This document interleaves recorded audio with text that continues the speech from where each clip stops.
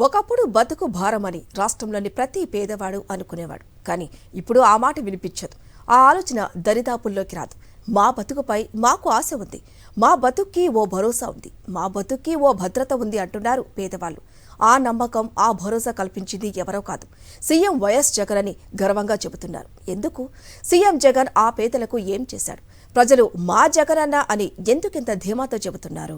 Button నొక్కడమే తప్ప డబ్బులివ్వని CM అని YS Jagan పై ఎప్పుడూ విపక్షాలు విమర్శలు చేస్తూ ఉంటాయి. పచ్చ మీడియా పిచ్చి రాతలు రాస్తూనే ఉంటుంది. వీటన్నింటికీ గూబ పగిలేలా సమాధానమిస్తున్నాయి లబ్ధి పొందిన ఎన్నో పేద కుటుంబాలు. అలాంటి కుటుంబాల్లో ఒకరు రత్నకుమారి. రాజమండ్రి రూరల్ నియోజకవర్గం రాయుడుపాకల గ్రామానికి చెందిన రత్నకుమారి భర్త మోటుక చిన్నరాజు అనారోగ్యంతో చనిపోయారు. భర్త మరణానికి తోడు రత్నకుమారి కూడా అనారోగ్యం పాలయ్యారు. ఓవైపు ఇంటి పెద్ద దిక్కును కోల్పోవడం, మరోవైపు ఆదుకునేవారు లేక భారంగా మారిన బ్రతుకు. ఈ సమయంలోనే సీఎం జగన్ తీసుకొచ్చిన సంక్షేమ పథకాలు ఈ కుటుంబాన్ని ఆదుకున్నాయి. ఆరోగ్యశ్రీ, బీమా పథకాలతో మళ్లీ మా జీవితాల్లో వెలుగులొచ్చాయని లబ్ధిదారులు చెబుతున్నారు. కూడా ఆరోగ్యశ్రీ మీద చూపించాం కానండి, తన పరిస్థితి ఇంకా లాస్ట్ స్టేజ్ ఉండడం వల్ల ఆయన 2021లో చనిపోయారండి. అప్పుడు చనిపోయినప్పుడు ఆయన కార్యం అది చేయడానికి గాను మేము అప్పు అనేది చేయాల్సి వచ్చిందండి. ఆ అప్పు ఎలా తీర్చాలా అని మా తల్లి చాలా దిగులు పడుతూ ఉండేవారు.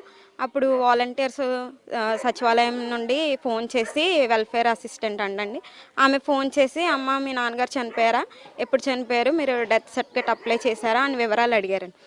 అడిగినప్పుడు చనిపోయారండి, ఇలాగా అనారోగ్య పరిస్థితి వల్ల చనిపోయారండి అంటే, అప్పుడు మీ నాన్నగారికి ఆరోగ్యశ్రీ ద్వారా చేయించారా అని వివరాలు అన్నీ అడిగారండి. అడిగినప్పుడు మేము అన్నీ చెప్పాము. అప్పుడు వాళ్ళు ఏం చెప్పారంటే, మీకు బీమా అనేది క్లెయిమ్ అయిందమ్మా, వైఎస్ఆర్ బీమా, దానివల్ల మీరు లబ్ధి పొందుకుంటున్నారు, మీ డీటెయిల్స్ అన్నీ సచివాలయంలో సబ్మిట్ చేయండమ్మా, వాలంటీర్స్కి ఇస్తే తీసుకొస్తారు అని చెప్పినప్పుడు మేము అవన్నీ తీసుకొని వెళ్ళి ఇచ్చామండి. ఇవ్వగానే మాకు వితిన్ 3 monthsలో మా అమ్మగారికి అకౌంట్లో నేరుగా ఆ డబ్బులు అనేవి 2 లక్షలు కూడా 2 లక్షలు క్లెయిమ్ అయ్యిందండి. మేము అసలు ఊహించలేదు అంత అమౌంట్ అనేది మేము తీసుకుంటామని. అసలు అవి వస్తాయా లేదా అని చాలామంది చెప్పారండి, బీమా వస్తుందని.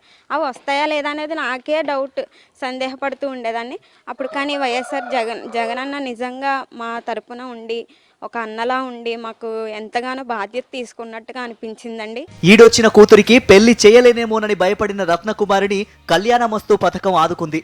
నాన్న లేని లోటు తెలియకుండా సీఎం జగనన్న నా పెళ్లి చేశారని సంతోషంగా చెబుతోంది ఈ చెల్లెమ్మ. కళ్యాణమస్తు అనేది ప్రవేశపెట్టి ఆయన నాకు ₹1,00,000 అనేది ఇవ్వడం జరిగిందండి.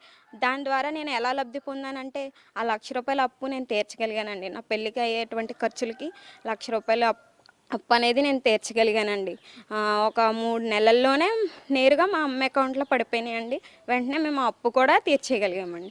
నిజంగా జగన్ ఆ కళ్యాణమస్తు పథకాన్ని పెట్టి కూడా చాలా మాలాంటి ఆడపిల్లలందరినీ ఆదరిస్తున్నారు. ఒక చెల్లికి అన్న ఉండి దగ్గరుండి పెళ్లి చేస్తే ఎలా ఉంటుందో అలా అనిపించిందండి నాకైతే.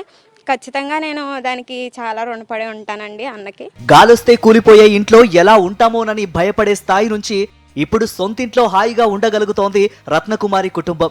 ఇవి పట్టా భూములండి, పట్టా కూడా ఇచ్చారు, లోన్ కూడా ఇచ్చారు. మేము ఇంత ఇల్లు కట్టుకోవడానికి జగనన్న ఎంతగానో సహాయం చేశారండి. అందుకు కూడా నేను చాలా రుణపడి ఉంటామండి జగనన్నకి. అదే కాకుండా మా అమ్మగారికి 45 సంవత్సరాలు దాటినప్పుడు వెంటనే చేయూత పథకానికి కూడా అప్లై చేసి, సచివాలయం వాళ్ళే ఫోన్ చేసి, మీ అమ్మ హౌస్ హోల్డ్ మ్యాపింగ్లో మీ అమ్మగారికి 45 వచ్చాయమ్మ అని ఫోన్ చేసి, వాళ్ళే నేరుగా జిరాక్స్లు అన్నీ తీసుకొని వాళ్ళు అమ్మకి 18,000 అనేది పెట్టడం జరిగిందండి. అర్హత ఉంటే చాలు మీ ఇంటికే సంక్షేమ పథకాలు వస్తాయని ఎప్పుడూ చెప్పే సీఎం జగన్ ఆ విషయంలో మాట నిలబెట్టుకున్నారు. మేనిఫెస్టోలో చెప్పినవే కాదు, చెప్పనివి కూడా అమలు చేస్తున్నారు. అర్హతకు తగ్గట్టు రత్నకుమారి కుటుంబానికి 6 సంక్షేమ పథకాలను అందించింది ప్రభుత్వం. దగ్గరికి వెళ్ళి మేము అడగకుండానే, ఒక లంచాలు చదివించకుండానే, ఒకళ్ళ చుట్టూరు ఆఫీసుల చుట్టూరు తిరగకుండానే స్వయంగా అకౌంట్లోనే, మా అమ్మగారి అకౌంట్లోనే డబ్బులు ప్రతి పథకానికి కూడా జమ చేస్తుంటే మాకు ఎంతగానో ఆ డబ్బులు పొందుకునేటప్పుడు కలిగే ఆనందం మాటల్లో అయితే చెప్పలేమండి. చాలా అంటే చాలా సంతోషం. ఎందుకంటే ఉచితంగా ఎవరు ఇస్తున్నారండి ఈ రోజుల్లో? ఎవరైతే డబ్బులు ఇవ్వట్లేదండి. మామూలుగా అయితే అందరూ డబ్బులు ఎందుకు అలా వెదజల్లుకుంటున్నారు అంటున్నారు. కానీ జగనన్న ఆలోచన అనేది చాలా గొప్పదండి. ఆయన ప్రతి ఒక్క పేదవాడిని గుర్తించారు. ఆయన పాదయాత్రలోనే గుర్తించి వీళ్ళకి ఇలా ఉపయోగపడుతుంది, ఈ పథకం ఇస్తే ఎలా ఉపయోగపడుతుందని ఆయన ఆలోచనలు అనేవి చాలా గొప్పవండి.